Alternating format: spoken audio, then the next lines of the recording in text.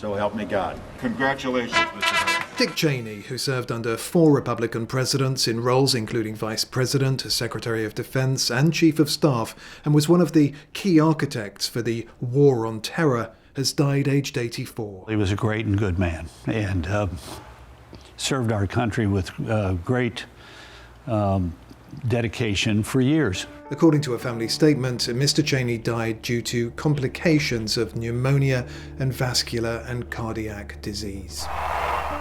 Dick Cheney was just 34 years old when he became Gerald Ford's Chief of Staff. Before that, he'd been brought into the previous Nixon administration by Donald Rumsfeld. He also led the campaign for a second Ford term. I watched him in summit meetings, during intense discussions in the cabinet room and the Situation Room, and throughout the exhausting, gallant effort of the 1976 campaign.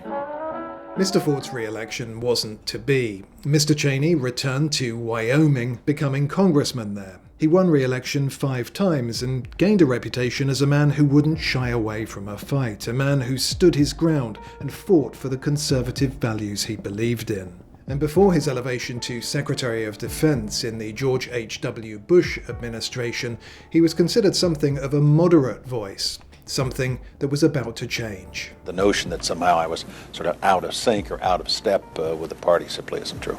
When Saddam Hussein invaded Kuwait in 1990, it was Dick Cheney who pushed for aggressive action, for example, overseeing Operation Desert Storm. How many additional American lives is Saddam Hussein worth?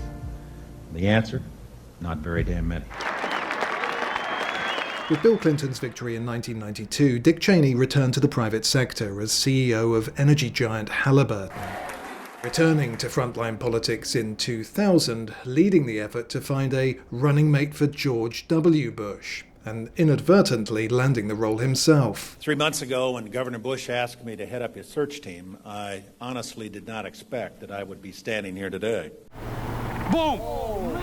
We will always understand the pain of their families, and our nation will forever look with reverence upon this place where their lives ended. Following 9/11, the mood in the country was one of fear, and Vice President Cheney was instrumental in the war on terror that followed. The war began with the invasion of Iraq that led to the overthrow of the Saddam Hussein regime, which in turn triggered the sectarian civil war that followed. The primary rationale for the invasion was the Bush administration's assertion that Iraq had weapons of mass destruction, but WMDs were never found. 6 in 10 Americans say they feel it was a mistake to go to war.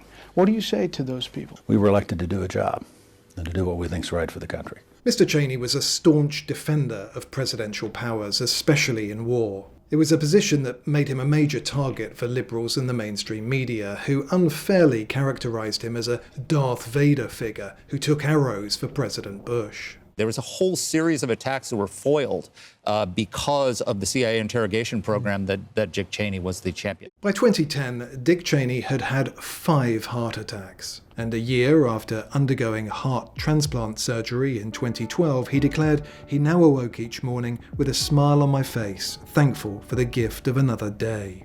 He was married for more than 60 years to his wife, Lynn, and they had 2 daughters. Liz, who followed her father into politics, rising to the position of House Republican Conference Chair. Can you get it, the whole clan?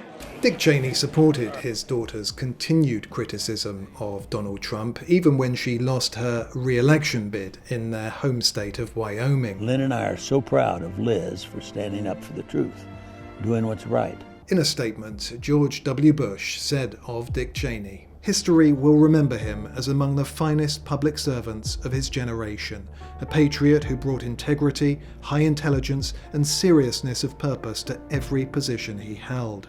Dick's love for America," he went on to say, "was second only to his family."